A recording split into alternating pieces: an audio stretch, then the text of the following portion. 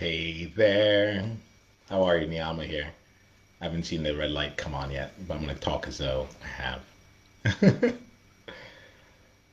Hey, yo, Niyama Shang here, and I got just a question that's been running on my mind.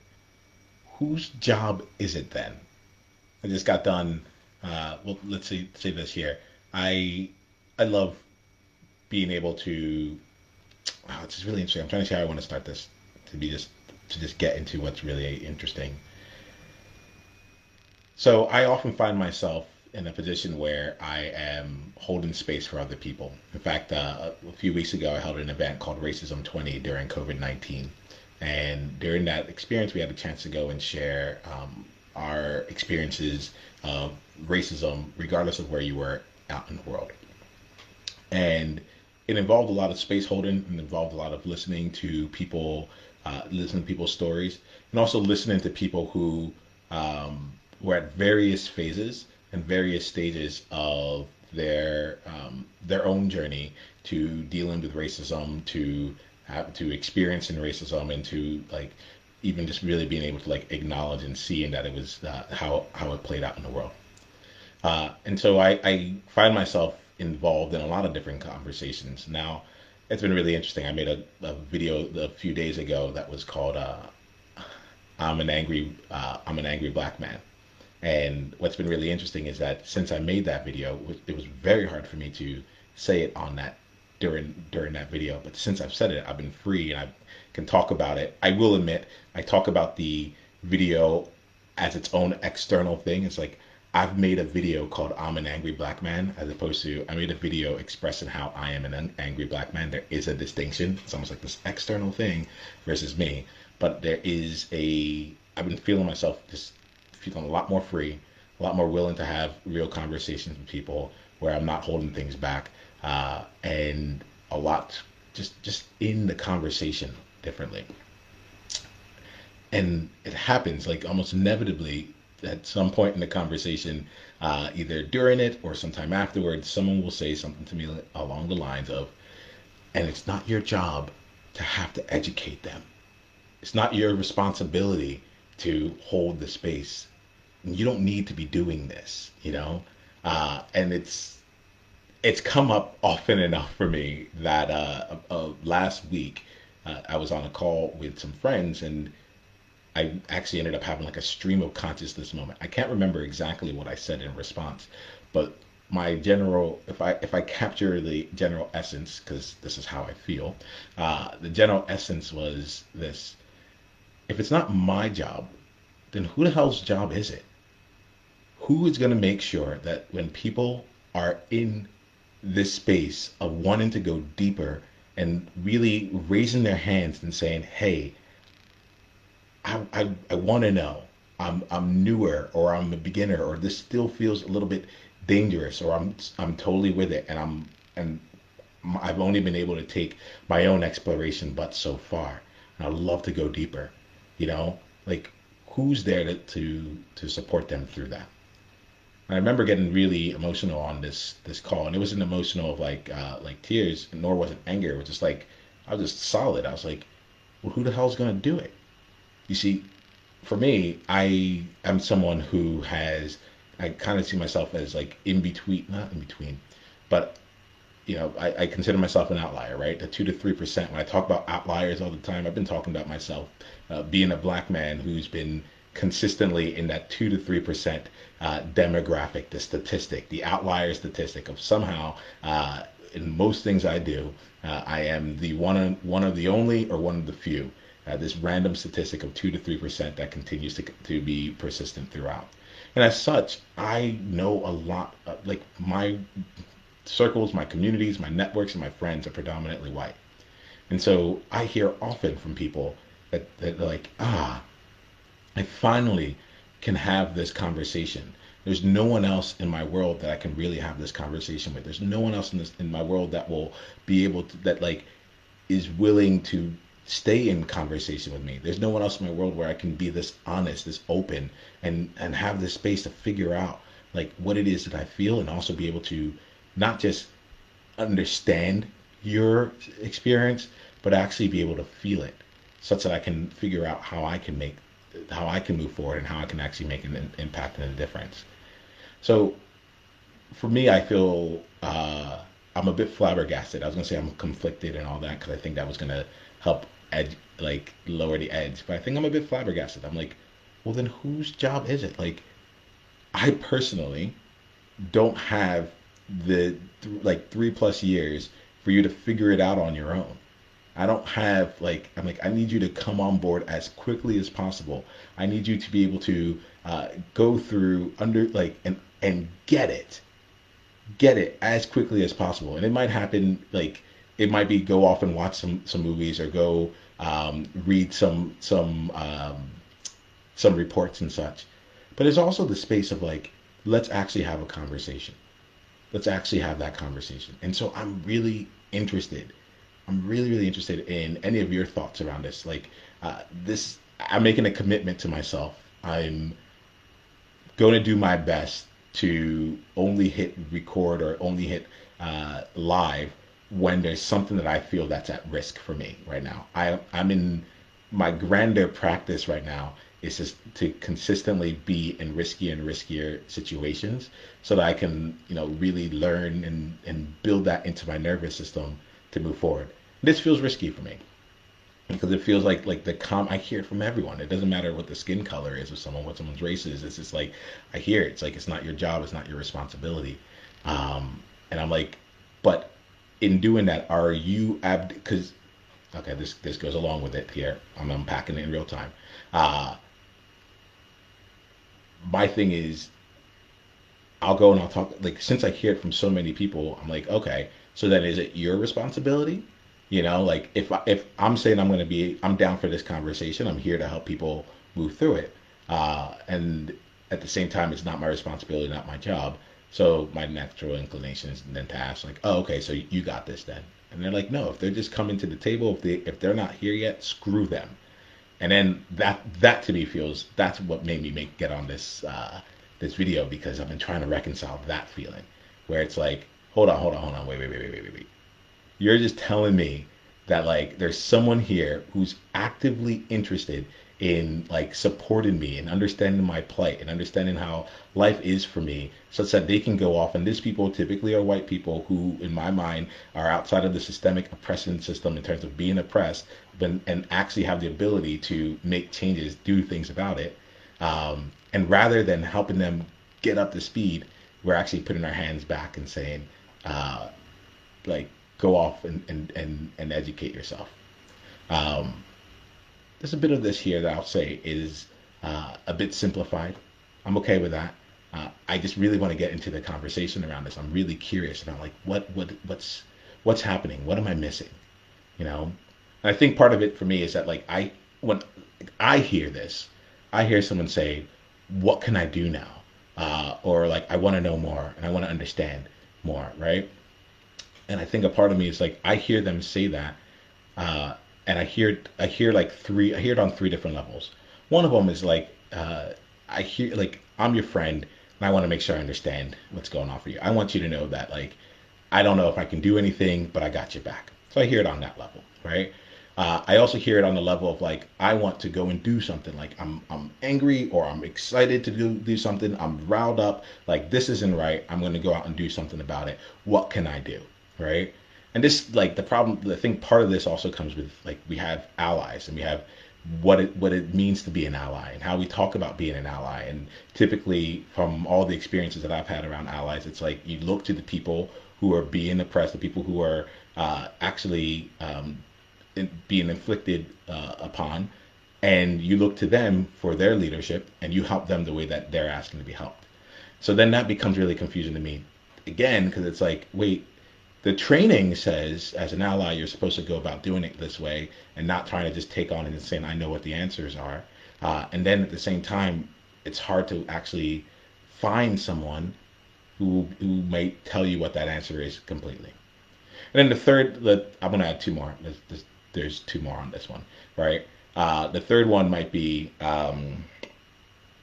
hey, I see this as an ongoing issue, and I'm not just trying to find like something I can just do right now and then be over and done with. All right, I get that there's a lot of discrete different actions that I can take, but I also am recognizing that there's a whole system set against you. So how can I take a systematic approach to doing something, right? I actually just made a post about that recently, which was around uh, time, treasures, and talents. And when I hear that, for me, they're saying, what is my unique contribution to this here? How can I like become so like emboldened and so like ready to go do something that like I go back to my offices and I demand that there are that more people of color are hired in senior level roles, you know, or I go off into I'm smiling here because I'm just thinking about some of the ways that like w- I'm thinking about what would excite me, what I would love to have like people do after they come and have a conversation with me to kind of see just how like pervasive the racism is, right? Because it's something that's like it's like throw a rock and it's there. I actually just got to. My energy is moving right now, so I'm going with it. Just got done talking to my dad, and my dad and I were having a conversation, and he was talking about like it's hard for people to understand like what it's like to go out and try and get a mortgage, and then they come and they say you need to bring this back, and so you go and you bring it. Then they say okay, well now you need to go bring something else, and you go you bring that, and then you're looking out there and you're going through all these hoops, and you're seeing someone over to your right there who just like is like, hey, you know what? We can get all that later on. Let me shake your hand. Here goes the mortgage you asked for. It's like everywhere you go, it's around, right? It's just and I can understand it from that perspective where it's like, how can you not see it? And I just get super curious. I get super curious around like, is the approach of saying, hey, if you haven't seen it yet, you have to go off on your own and then try and find it. Um, is that really like supporting what it is that the end goals that we really want? I'm comfortable. I'm actually actively looking for people to push back on me here, and I'm really looking for people to push back because I need to understand it. I don't have the luxury of this being a question that's just up in the air. I'm like, I need to get it. I need to understand this here because whatever needs to take place, let me know so I can like just address it. So I can address it. We can move forward and then like have people like basically accelerate this out because I know a lot of I just I don't know. I know a lot of people who care and who care about me, and it's a part of the reason why I'm like, oh, I need to be like I need to make sure I admit that I'm a black man because without that, there's without being confronted with it, we're not there. There's spaces where there's not much more room for things to grow. So I am curious. I cannot see a single comment right now. So please, I'm hoping that y'all are writing comments. Y'all are letting me know here. I'm curious about it. And I'm also just so willing to say like the whole inclusion space and diversity space and belonging space, like it can be, it can feel really dangerous. Like it blows my mind. I made this post maybe 2.5 years ago, uh, where it was a Facebook Live of me just saying like, why does inclusion feel so exclusive? And it's like there seems to be a right way to do it all. And I don't know if I know I'm not about it. I'm trying to like push myself back. I'm not about like the right way to get it done. All right. I'm about getting it done. However it needs to come. So trying to see if there's anything fresh that's in here. I have this have a, this in there is one thing that's fresh. I do have an invitation. My invitation is to push back, let me know what's going on. My oh, okay, Jamie, thank you, man. Uh, I see you here. You're saying, what is it that you don't understand? So what I don't understand is what I don't understand is the core of it. How does saying it's not my job, it's not my responsibility, it's not your responsibility, your job to help someone go through a process of like really understanding and saying that I want to take something on in when it comes to racism or yeah, with racism in particular. I don't understand how the response is so hands offish. It might be there might be some various resources that are sent, but generally speaking, I feel like there is a cap to when those resources are out. And I get it. Like if someone's coming out here and was asking me to, if I was back working as an actuarial consultant, and I had someone asking me hey, what do I do to fill up this cell? And what do I do now? And what do I do now? It'll get incredibly annoying. I understand that. I think the place for me that I'm trying to really get in is like, there's work to be done. What is the work that needs to get done? And how can we help support people through that work getting done versus leaving it out for them to figure on their own. I have a good friend. Thanks for asking that, Jamie. Thanks for helping me to refresh that question there. I have a good friend that I was talking this over with the other day, and I was like, look, here goes the thing. As a black person, I do look to my white friends to be able to educate other white friends along the way as well. I look to my white friends to be able to take on and take risks because they're typically in positions of not positions of power, but like just by the nature of their skin, um, they they tend to have more power, right, and more privilege. Let's put it at least that way, more privilege. Um, and we came up in a conversation, and I was like, to me, I would love it if someone was organizing different conversations or looking to get closer with someone who clearly wasn't woke yet or had just recently become woke or was still exploring what all that meant to become to be in this space and took it upon themselves to say, hey, welcome. I see you're joining this conversation. I know you might have a lot of questions. Let's jump in. Let's give you a chance to reconcile your thoughts here. Let's give you a chance to play this out in a space where you can say the dumb stuff, you know, and then like just have enough time to listen to yourself and catch yourself on your own contradictions, for example.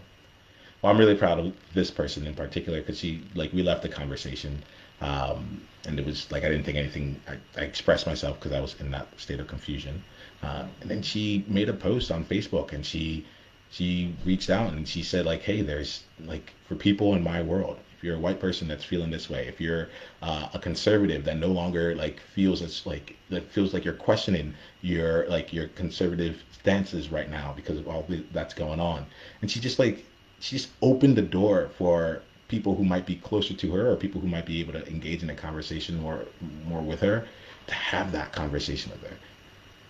It's not her job, but I feel like that same person who is on the precipice, on the cusp of like coming in and being and saying like, I think I can make a difference, or I think I'm going to actually go through a path of change, now has an opportunity to be actually welcomed in. So I'll leave this here. I love to get your thoughts on, when someone comes up and they're asking questions about racism, they're asking questions about your experience as a person of color, a black person, and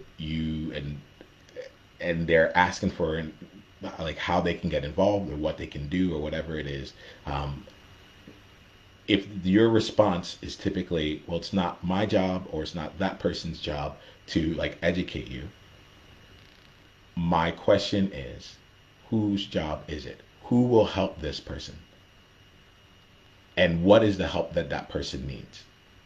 And if you can, and like for me, this is more like I'm like, I need to figure this one out because at the end of the day, I'm just trying to accelerate having people be able to feel comfortable being who they are and feel comfortable leveraging their privilege and power in whatever way in whatever system they happen to exist in to be able to make whatever change that they can, because this thing is everywhere.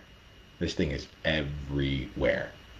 And yeah, at the end of the day, I want to make sure I'm doing my part to be a part of it all. All right, so I'm going to end this here. Would love to see your thoughts on it. This is evolving. This is an evolving conversation for me. So you might see me come back here again with a little bit more refinement to the questions. But I'm choosing to show up when it feels risky. I'm choosing to show up before I'm ready, and honestly just to keep opening up space for us to explore these difficult topics and take on different ways of looking at it all. All right. Hit me with it. And maybe I should end it with, it's not your responsibility to be in it, but like realistically, I'd love to engage in a conversation with you. All right. All right. leave some messages, and if there's enough interest, maybe I'll set up some time for us to talk about it live. And yeah, we'll leave it at that. All right, I'll talk to you soon. Bye. Hey, Niyama here. Hit the subscribe button if you haven't yet, and then go ahead and leave one of your insights from today's video in the comments below. If you're looking to take this deeper, you can go and watch another video, or you can go to niyama.com/tribe to get exclusive invitation to our tribe member only events. I'll see you soon.